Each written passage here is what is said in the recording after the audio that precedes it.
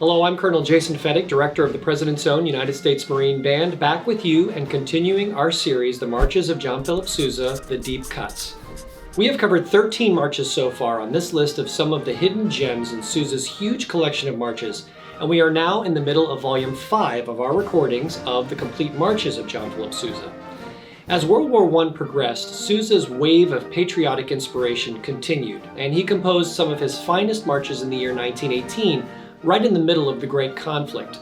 These included Bullets and Bayonets, Sabre and Spurs, and Solid Men to the Front.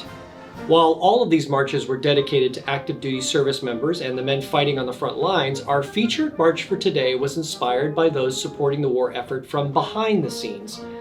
The Volunteers was also composed in 1918 at the request of Robert Heinl, who was then chief of the Department of Patriotic Service. Heinl asked that Sousa include some of the characteristic sounds one might hear in the shipyard as workers built the equipment for the war. This kind of thing was not really Sousa's usual practice, but he decided to give it a shot, and like everything else Sousa did, he did not do it halfway. The score calls for sirens, anvil sounds, and even a riveting machine to accompany several traditional worker songs that Sousa included in this medley march. And no, we did not use an actual riveting machine for our performance, but Sousa definitely did.